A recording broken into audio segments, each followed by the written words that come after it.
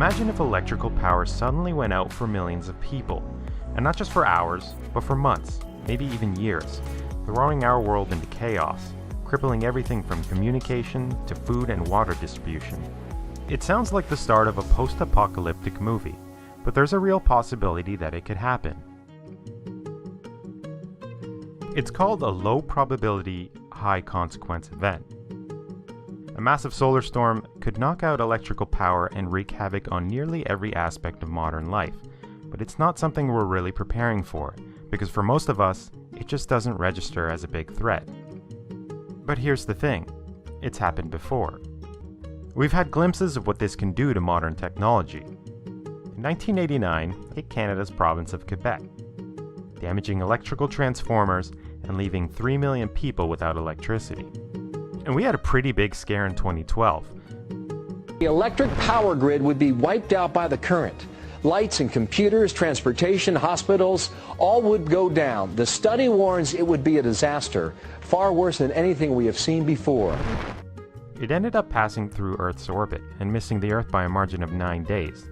But had it hit us, we might still be picking up the pieces years later. Particularly bad solar flares and CMEs can cause real havoc to our electrical systems, potentially throwing large parts of the world into darkness. It would take months or years to fully repair and replace damaged infrastructure. And the consequences of that, far-reaching and devastating.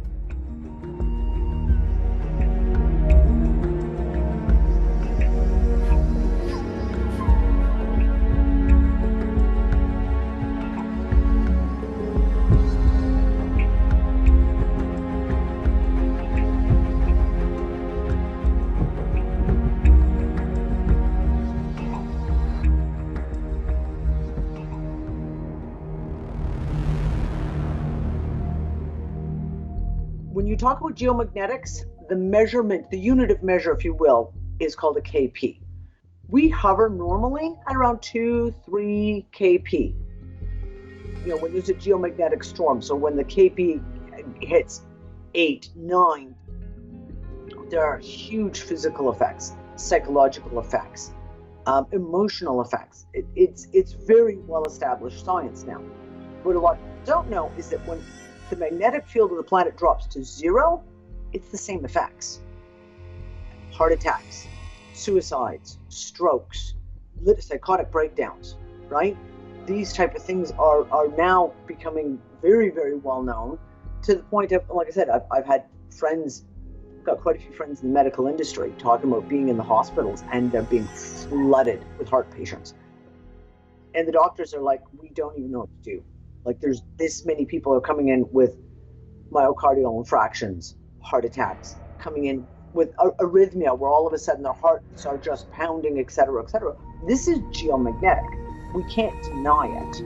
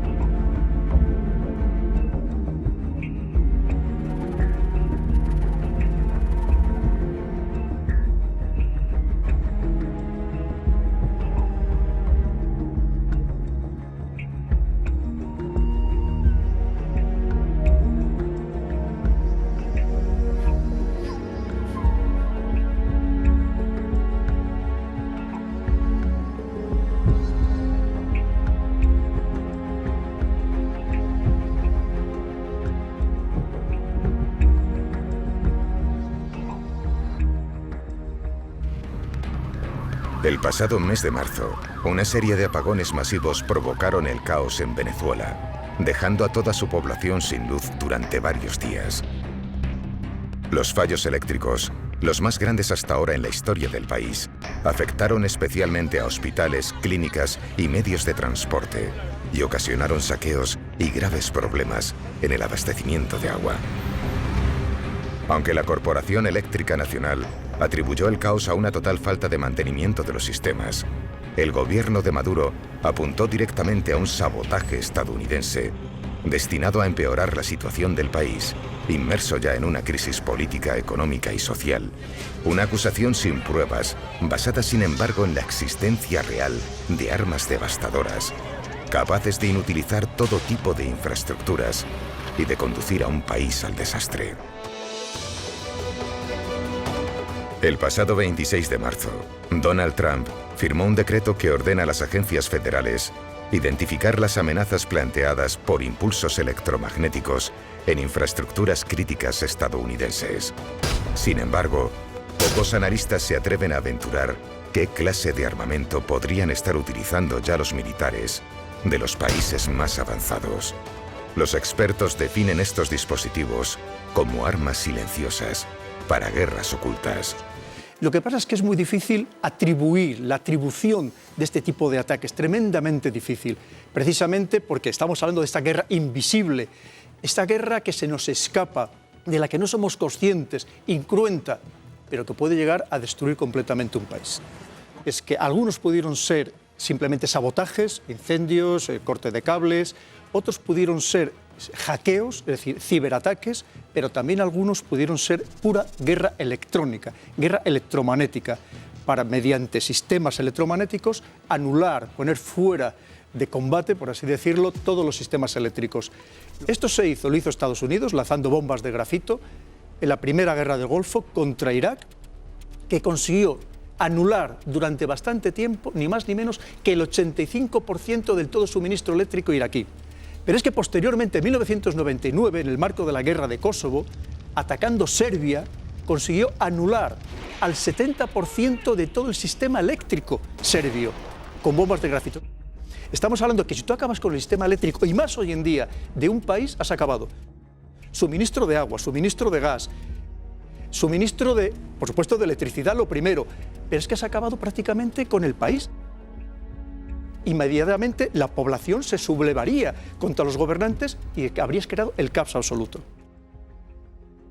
Porque además es una cosa muy curiosa, porque como todas estas armas se consideran armas no letales, porque no son cruentas, no generan sangre, por así decirlo, resulta que no están reguladas por ningún convenio de ninguna naturaleza. Entonces, claro, son armas que dices, algunos le llaman la soft bomb, la bomba suave, ¿no?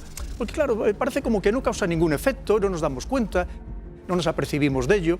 Y como vemos, tiene una capacidad verdaderamente terrible. O sea, su poder es verdaderamente gigantesco.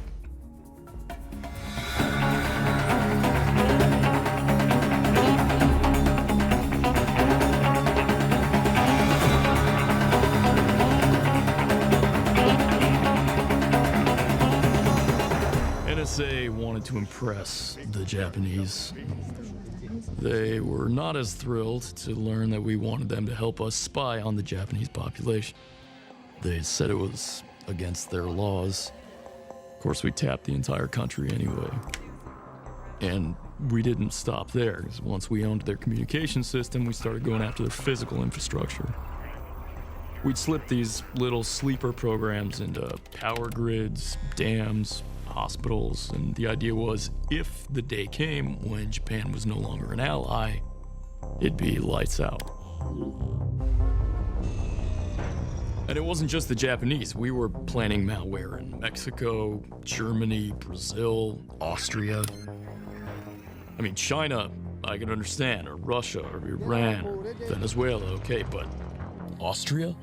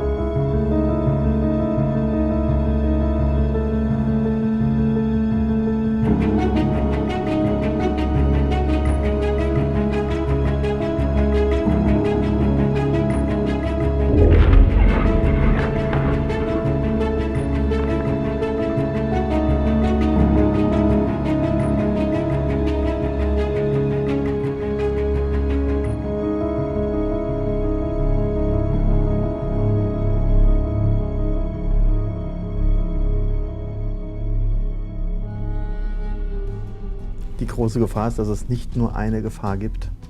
Also das heißt, es gibt einerseits naturgegebene Gefahren bei Hochwasser, infolge von Stürmen, also all das, was wir eigentlich nicht beeinflussen können. Es geht aber eben auch weiter bis zu Themen, die wir quasi hausgemacht auf die Tagesordnung gebracht haben. Nicht die Energiewende an sich, aber die Art, wie wir die Energiewende betreiben beispielsweise, die nach vielen Expertenmeinungen einfach die Gefahren wesentlich erhöht haben. Braunkohlekraftwerke, die haben eine jährliche Laufzeit von etwa 7.000 Stunden. Im Kernkraftbereich sind wir bei 8.000 Stunden. Im Prinzip sind die immer da, wenn wir sie brauchen. Das sieht bei Sonne und Wind natürlich anders aus, weil wir darauf angewiesen sind, dass die Sonne scheint und dass der Wind weht. Das heißt, wir haben ungefähr bei Solar 1.000 Stunden im Jahr und bei Windkraft 2.000 Stunden im Jahr. Das heißt, ein Bruchteil davon. Und das natürlich aber auch im Jahreszyklus sehr unterschiedlich. Und das macht im Prinzip übers Jahr gesehen sehr, sehr große Schwankungen aus, die wir kaum beherrscht bekommen. Man sagt, die Untergrenze eines sicheren Netzbetriebes liegt bei 49,8, die Obergrenze bei 50,2. 50 Hertz ist der Sollwert, das ist im Prinzip der Bereich des Üblichen.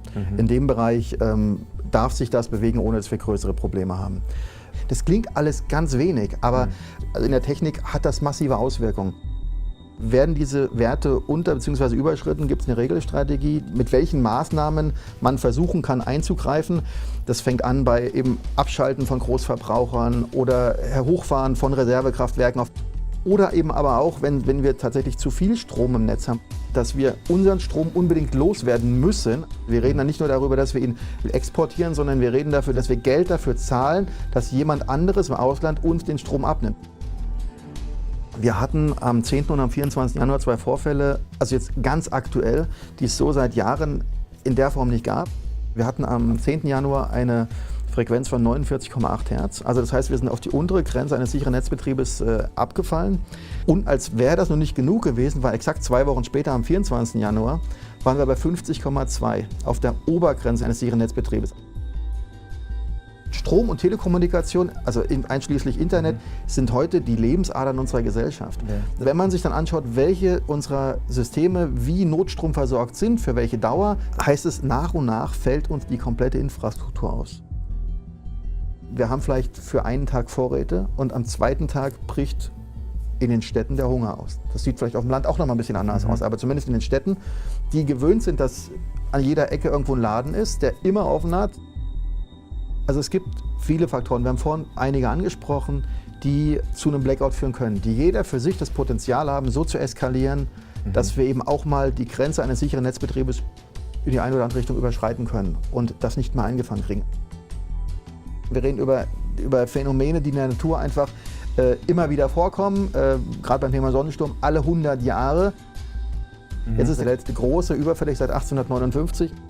Damals war es nur das Telegrafennetz betroffen. Wir wüssten gar nicht, was heute alles passieren würde.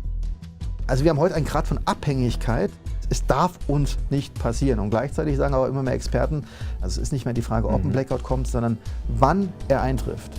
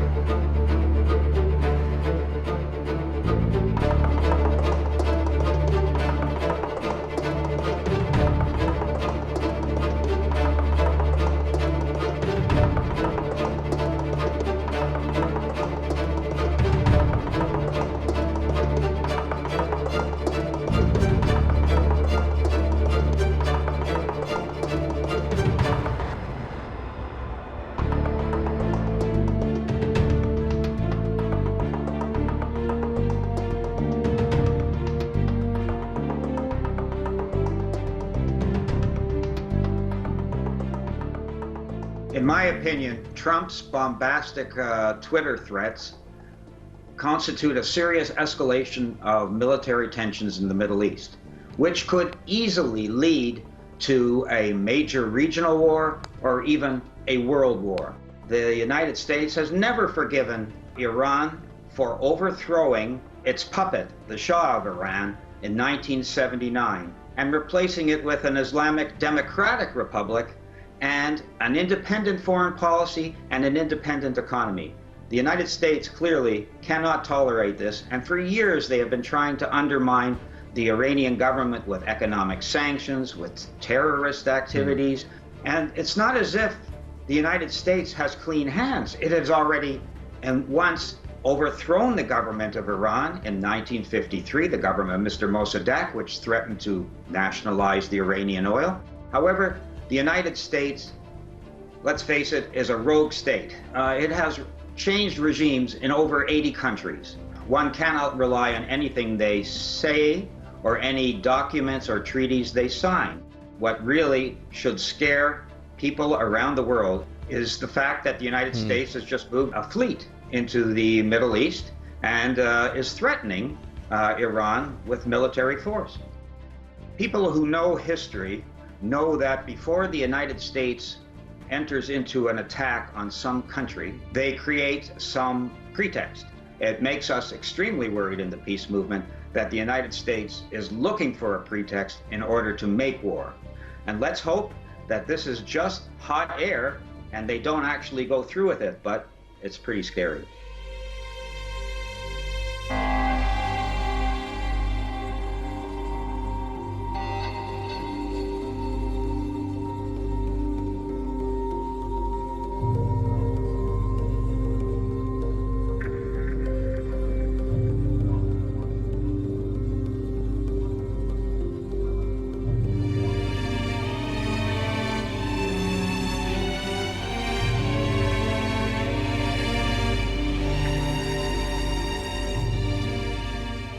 John Bolton is an architect of war everywhere. This man is a lunatic, and I say that advisedly. I mean, right now, what they're doing is pushing for a new confrontation with Iran, a country of 90 million people, a country that has formidable military forces. The policymakers in Washington, like Bolton, like Pompeo, and including the Democratic Party, who are sort of the tail to their kite now, they're working under this agreement that America may be an empire in decline, but by applying maximum pressure on all of its so-called enemies or adversaries, it will get them to crumble. When you look at what's going on in China, in Venezuela, now against Iran, we have a maximum pressure strategy. And I think what they have behind them is this concept. We are the greatest military power in the world. We may no longer be the greatest economic power, but this power we can assert and exert. It doesn't work, but there's no consequences. These people act with impunity over and over again. Why aren't any of them in jail? They're not even fired. They're actually going around making speeches and making lots of money, in spite of the fact that they had Iraq, Libya, so many other failed policies that killed literally hundreds of thousands or perhaps millions of people. Absolute impunity. That's why it keeps happening.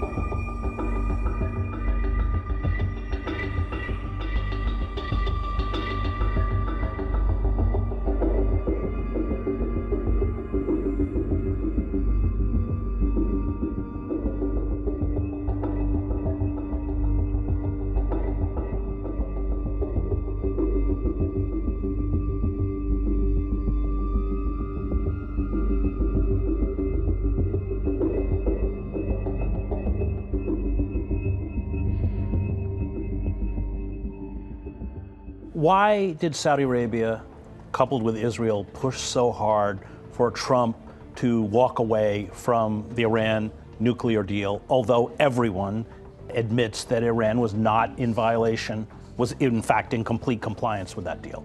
Saudi Arabia and Israel knew this very well, and their great fear was that there would be a rapprochement between the U.S. and Iran, because they both depend on their exclusive relationships with the United States for their very existence. And if there was a rapprochement with Iran, they would start talking about the exclusive relationship. They would have to, because once you start talking about how are we going to solve the other conflicts in the Middle East, you're going to have to address the Saudis and the Saudi promotion of terrorism around the Middle East. Every time I hear Mike Pompeo or John Bolton talk about Iran is the #1 exporter of terrorism, I just, want to say full stop. Wrong, incorrect, lie, misinformation. Iran has always been afraid of and fighting against Sunni extremism, and has been fighting the Taliban long before the U.S. was even fighting the Taliban. So there is a push emanating from Netanyahu in Israel, as well as Saudi Arabia, for a war with Iran. Why? The Israelis and the Saudis are goading the United States on this because they really do want to see a military intervention in Iran. Israelis see Iran as their mortal enemy. Netanyahu really uses Iran as a smokescreen for what the Israelis are doing in Palestine. Yeah. So it is a way to just try to keep deflecting and saying, don't look at Gaza, don't look at the West Bank, don't look at what we're doing. To what extent do you think that the demonization of Iran is a kind of feint to deflect attention from our own failures within the Middle East in the last 18 years of warfare? If you keep this boogeyman there, that the problem is Iran, Iran, Iran, that can be an excuse for why we haven't in almost 2 decades been able to defeat the, quote, ragtag Taliban, because Iran is there helping them. And of course, you go through every country in the Middle East and you can say that. It has absolutely nothing to do with reality, but it is a good excuse to say why the most powerful military in the world is not able to win a war. What do you think the vision of Bolton and Pompeo is? Is it a hot war? I think they want chaos inside Iran. I don't think they want to see U.S. troops fighting in Iran. I think they want to see Iranians fighting Iranians. And I think the Israelis and the Saudis would love to see a strong nation of 80 million people divided into a nation where they're killing each other. I worry that there will be some incident that happens in Yemen, in Syria, somewhere else, that will give the Israelis or the Saudis what they need to push the U.S. to do bombing inside Iran. And that is what worries me, because I think that could be the beginning of this effort to create the chaos inside.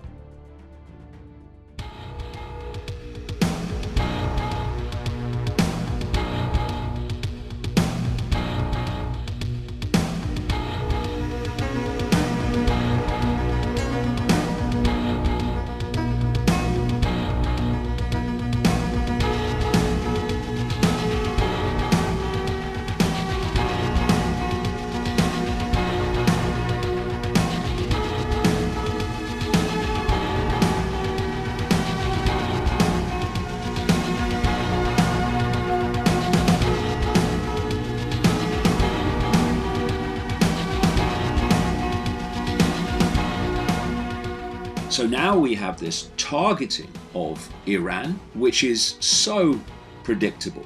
You can go back to September 2000 and an organization called the Project for the New American Century, and you look at the people that were members of it, Dick Cheney and Donald Rumsfeld, Paul Wolfowitz, and John Bolton. John Bolton, who is now the National Security Advisor to Trump, who's pushing this agenda against Iran, pushing the agenda against North Korea, pushing the agenda against Venezuela, etc., etc. September 2000, they produced a document in which they called for a regime change in a list of countries. What were those countries? Iraq, Libya, Syria, Iran, North Korea, leading to regime change in China. in relation to Iran and North Korea, people then said to me, see, you were wrong about Iran because they've got a deal now with Iran, a nuclear deal, it's all settled down. And I said to them, just wait. And they said, oh, no, Trump's talking to North Korea now. It's all going to be sorted. And I said, just wait. Because there is an agenda. And if anyone tries to get in the way, then it is blocked so the agenda can unfold. We're having now all these sanctions being used as a weapon of war against all these target countries, not least China at the moment. And this is a prelude they want. I'm not saying they'll achieve it, but what they want is conflict, literal conflict with those countries. So it's a mass of deceit and lies which are designed for one thing, to manipulate this agenda into reality. And the elephant sitting there on the sofa all along is the far right regime in Israel. Who benefits from all this stuff in the Middle East, using American troops and British troops and other European country troops? Israel. Because what's playing out is the agenda laid out in September 2000 by the Israeli agency, because that's what it was, the Project for the New American Century. And when Trump came to power, all their dreams came true because Trump is owned by Israel.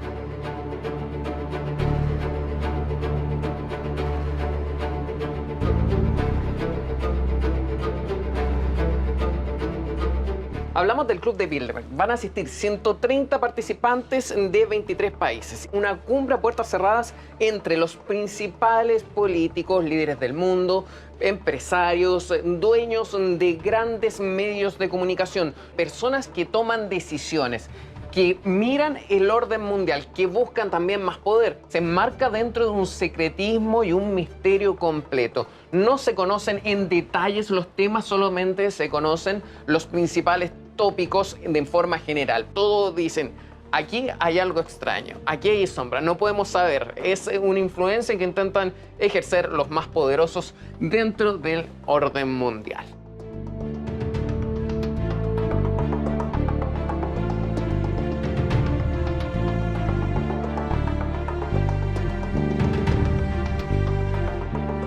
I was the CIA director. We lied, we cheated, we stole.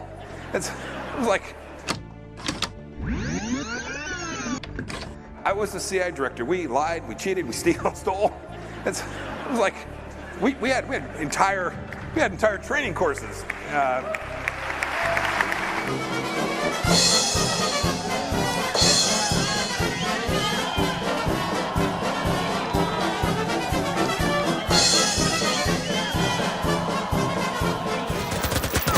En una serie en la que hacía el papel de presidente de Ucrania, el cómico Zelensky disparaba contra los miembros del Parlamento. Hoy, en su toma de posesión, se ha conformado con dejarlo sin trabajo, disolviendo la Cámara y adelantando las elecciones. He dedicado mi vida a hacer reír a los ucranianos. Los próximos 5 años haré lo que sea para que no lloren.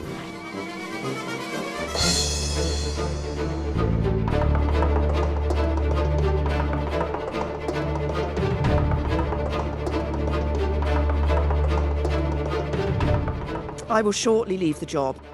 I do so with no ill will, but with enormous and enduring gratitude to have had the opportunity to serve the country I love.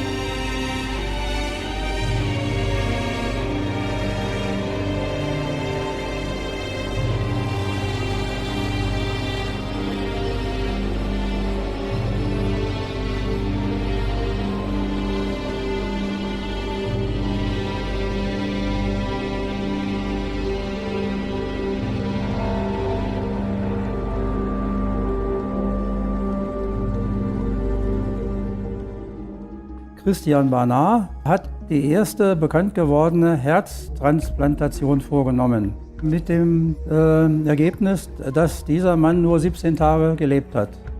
Ein Grund dafür war eben, dass man nicht darauf geachtet hat, dass Organe, wenn man sie verpflanzen will, lebend frisch sein müssen.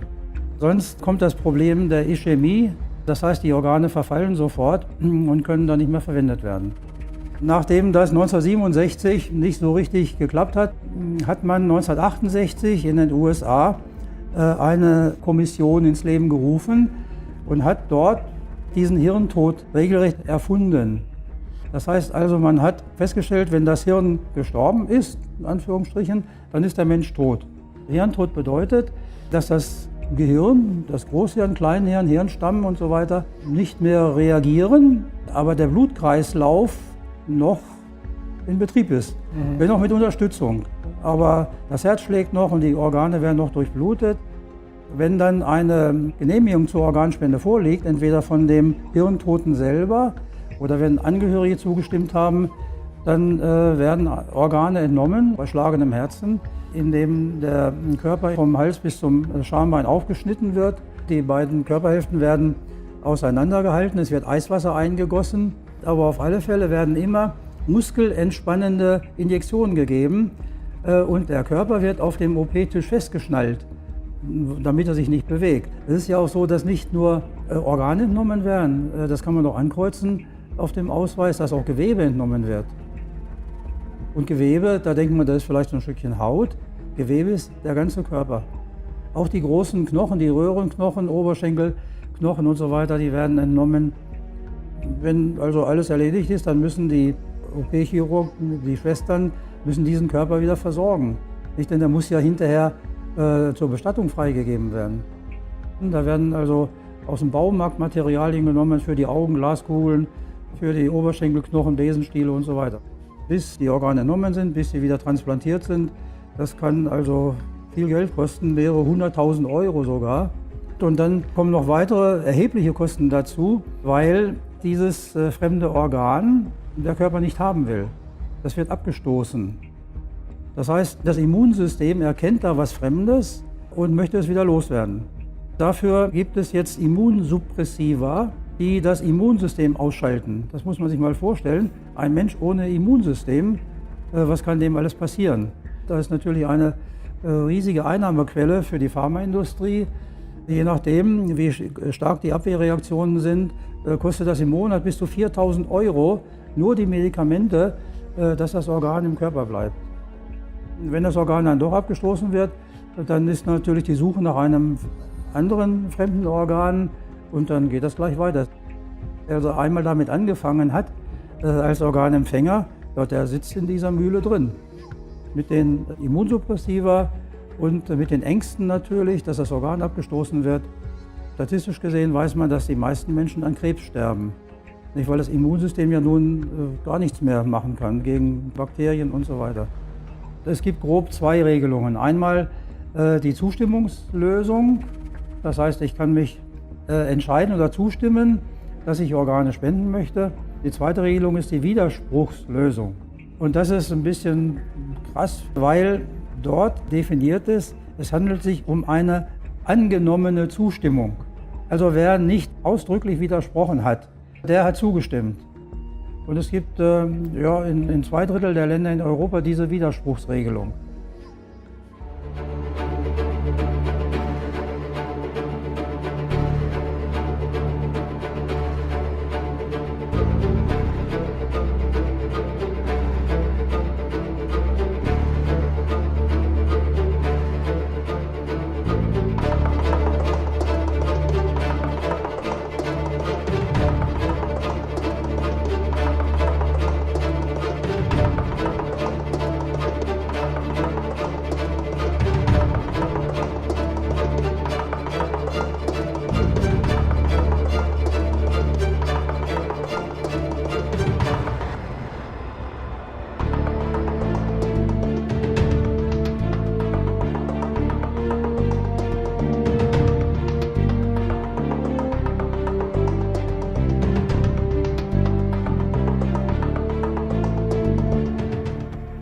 Lucrative financial outcomes can be a factor in determining a brain death diagnosis. And many patients declared brain dead are perfect candidates for organ harvesting, a procedure that financially benefits the medical community. In 1985, after a series of seizures, Jenny fell into a coma and was declared brain dead. Her husband refused organ harvesting for Jenny, and she woke up 3 weeks later. They took me to the hospital. I was unable to move, to speak, to open my eyes, but I was fully conscious and aware of what was going on around me. I had awake times and asleep times. And when I was awake, I understood everything that was going on. And one of the awake times, I heard multiple footsteps coming into the room. And one male voice saying, this one's a sad case. Young woman, 2 small children at home, her husband is being completely unreasonable. If he would just sign the forms, so many people could benefit from her organs. It was less than a week later I came out of the coma. I believe the physician was deliberately looking to harm me for some sort of benefit as an opportunity to procure organs. You cannot necessarily trust a diagnosis of brain death as being truly dead. One doctor's opinion of brain death is different than another. It's very subjective. You can have almost any definition that you want for brain death. Accepted medical standards can be whatever the doctor says, can be whatever the hospital says. No one should be declared dead until we're as certain as we can possibly be that the soul has separated, that the life is gone.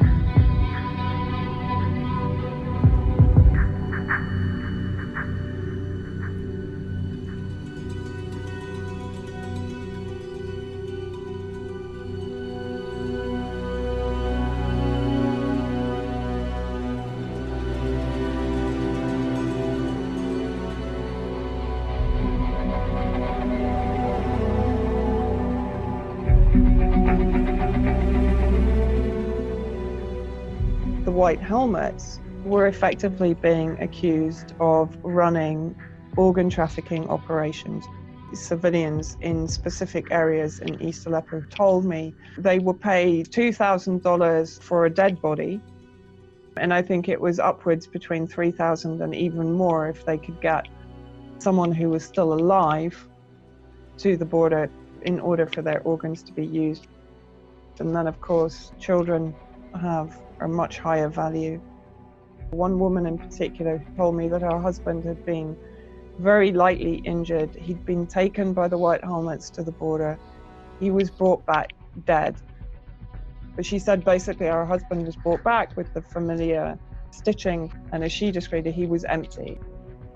More people started to tell me that if their children were lightly injured in an attack, they would hide them so that literally they wouldn't be taken to hospitals that they believed were being used for organ extraction or for basically forwarding children or victims on with the white helmets to the Turkish border. Doctors at the border would determine their viability for organ and tissue extraction. Why do we always see white helmets only running with children? Why do we never see the parents? Even prior to this, in 2016, there was a report put by the head coroner in Syria to the UN of the fact that there had been 18,000 children abducted for organ theft. So this is an ongoing issue. In Eastern Ghouta, one guy told me there were a series of hangars, and he said that was like an abattoir. He said that's where they extracted the organs. This organization is being financed by the British government, by the US government, by France, by Holland, by Canada, by Qatar. Are we funding an organization that is running potentially organ trafficking operations? Organ trafficking is not something that is generally done by an individual. It's a highly organized mafia operation. Human harvest from these wars is a terrifying and incredibly lucrative industry. When I look at who is behind them, who is funding them, and I'm not only talking government levels now, I'm talking the entire network of billionaire capitalists who are behind this organization promoting it. There has to be a reason for it. And normally what is the reason that drives these organizations, these globalists, to protect something is because it has value. Organ trafficking comes under what is called the red market, because it's not only organs. People tend to think it's just kidneys, livers. No, our whole body can be used. So the bone marrow can be taken, blood, tissue, hair. Actually, very little of the body is left. This is like some kind of horror story. It's an absolutely gruesome industry, but it is a multi-billion-dollar industry. It is one of the most lucrative industries in the world today.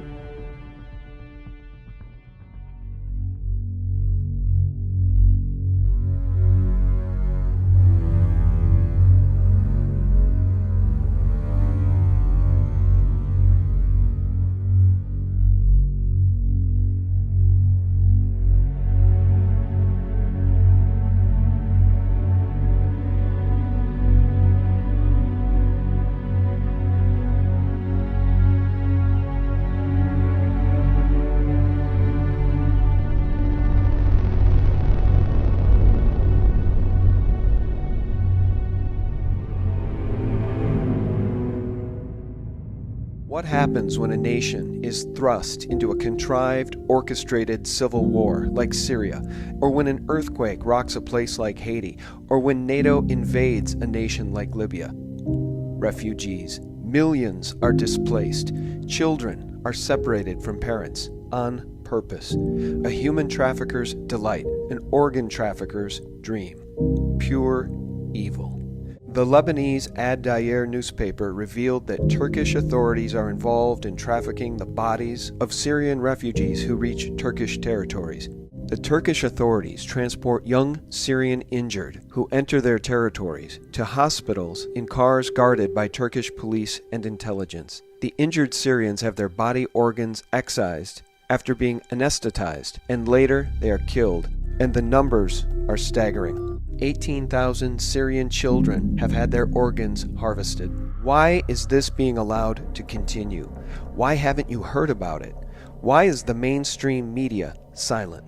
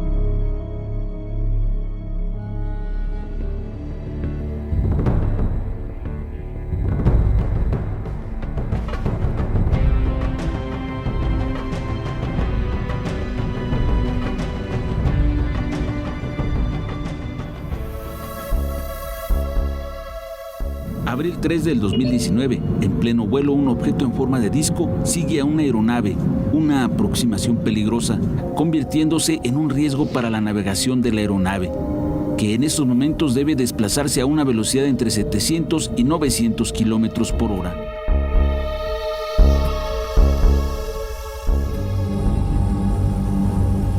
El pasado 11 de abril, el diario británico Daily Mail publicó la extraordinaria evidencia de 6 misteriosas aeronaves esféricas que volaban peligrosamente cerca de un vuelo comercial, que emitían una luz pulsante entre verde y amarilla.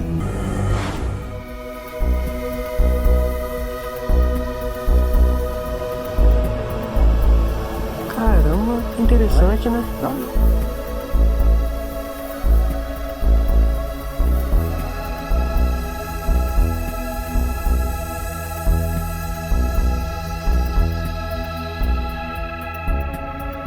se puede ver con toda claridad cómo del cráter Aristarco, el más brillante de la Luna, salen dos objetos disparados hacia el espacio.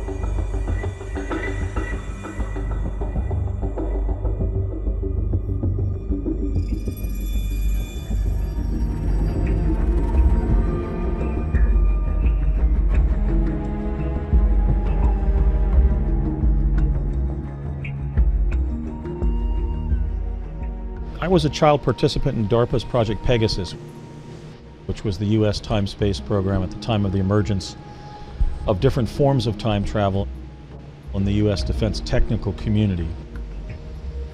It's been concealed from the American people that time travel existed as the secret twin, essentially, of Project Manhattan, the atomic bomb project. Nikola Tesla's papers from his apartment in the New Yorker Hotel in Manhattan, New York, that had been seized by the War Department upon his death on January 7th of 1943 were never lost. 25 years later, by 1968, the U.S. defense community had pioneered Tesla teleportation, which is the capability to open up a vortal tunnel in time-space through which somebody can pass. And by the fall of 1970 had found a way to adjust the time of the arrival of the individual via teleportation, backward or forward in time. So I was brought in to Project Pegasus as a child participant. We were experimentees. They told us that the reason they were having us teleport, beginning extensively in the summer of 1970, which was the summer after our third grade, was that they were testing the mental and physical effects of Tesla teleportation on children, basically from stable, well-provisioned backgrounds. Kind of like the analogy would be to the children of the president and vice president. In the event that they implemented teleportation on a limited basis to move our executive branch officials around the world, they wanted to know what the physical and mental effects on their children would be. I mean, I visited, when I was a child in Project Pegasus, the year 2045. And in that 2045, a time that today is only 30 years in the future, Tesla teleportation was so ubiquitous that teleport stations are as commonplace as elevator landings are in our civilization. Nikola Tesla discovered a form of energy that he found was latent and pervasive throughout the entire physical universe. He called it radiant energy. When you array radiant energy and somebody jumps through it, their inertia opens up a vortal tunnel in time-space. There is no transformation of the individual, and the individual does not have to be traveling at the speed of light.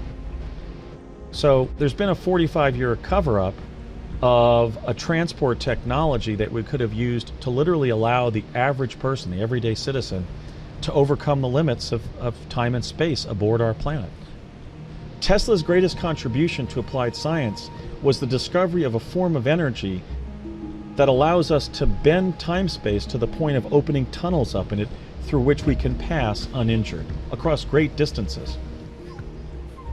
Time is linear in the sense that it's sequential and things change and go in a particular direction. But time travel is not. Time travel is non-sequential. So the paradox in that case is that we can't change the present by going back and quantum engineering the past, because when we visit the past, we're in the original past event. And I'm speaking out now because Tesla teleportation was not implemented on a mass level. In other words, the tragedy of the secret history of US time travel is that Tesla teleportation was weaponized from the very time it was obtained by the Defense Department in 1943. These devices, which could revolutionize our civic infrastructure, which Tesla had been secretly working on from 1899 forward, which he kept secret even during that last kind of strange 15 years of his life where he was just ostensibly raising pigeons, he was actually keeping this information secret. Nikola Tesla was the greatest applied scientist in the history of our great American civilization. He was more ethical than Westinghouse and Edison. Edison cheated him when he first came to the United States.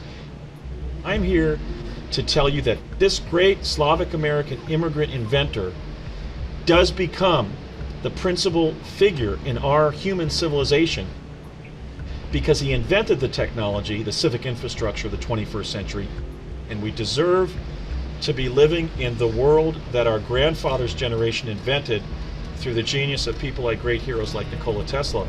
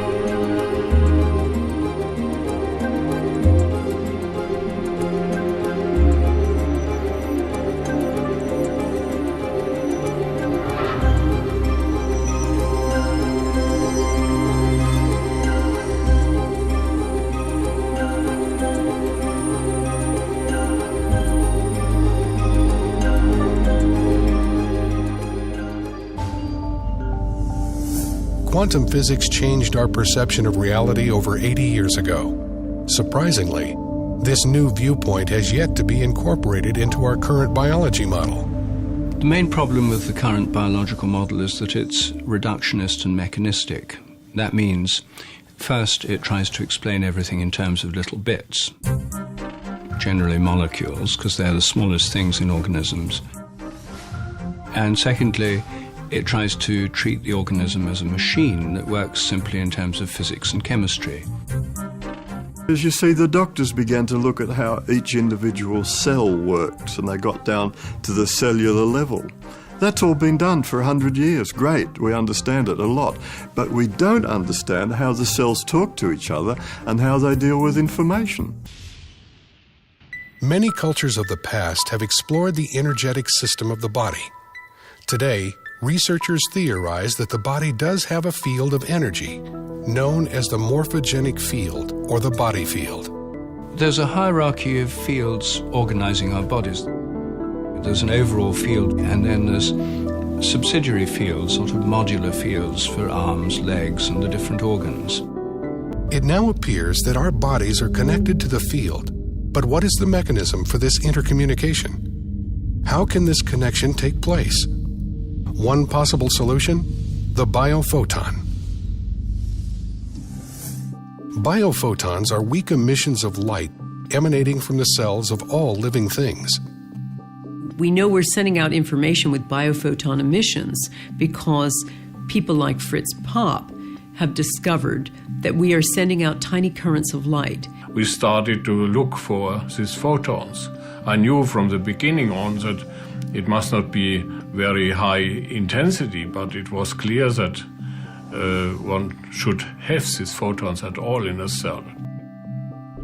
Professor Popp theorizes that these biophoton emissions may be controlling our body's metabolism. Molecules cannot regulate themselves. They have to have a field, more or less. So the photons should be the carrier of the information which is necessary to regulate the metabolism. These biophotons create a dynamic, coherent web of light within our bodies. Our bodies are constantly emitting light in the form of biophotons. Are these biophotons the body's control mechanism? Isn't that the function of our DNA, our genes? Apparently, the control system of the body is not genes or chemistry, but information, which seems to be available in the body field. Is it possible to put new information into the body to affect wellness? That is exactly what a number of researchers are doing. The body appears to be constantly connecting with information within itself and with information in the field. The body is always looking for coherent systems, looking for information interchange between all cells he has, so that every single cell knows what's on. There's a large information system, and some people say that illness is just a lack in the information system, and I suppose they are right. When we make an emotional shift, let's say we go from frustration to joy, those kind of emotional shifts, about 1,400 biochemical changes instantly go off in the body. Now, if you think about the course of one day, all the emotions that we feel, the highs and the lows, you can see that emotions are creating lots and lots of changes in our physiology. So it makes a lot of sense to start paying attention to the emotional diet as well as to the physical diet. Strong negative emotions just degenerate us. Positive emotional states regenerate us. Become simple math. Feel more love, more care, more appreciation, and your health's got a better chance of improving and staying that way. Our thoughts create our body moment by moment. When we think positive thoughts, we release certain chemicals into our body. When we think negative thoughts, we release negative chemicals into our body. And those have a profound effect on how the cells are behaving and how the nutrition is being used. So the most important thing for people to do is to take total responsibility for their health, not to think that it comes from outside themselves or that somebody else can give it to them. And by taking total responsibility, that may mean they have to start with choosing the thoughts that they think, so that they are in a good state of mind.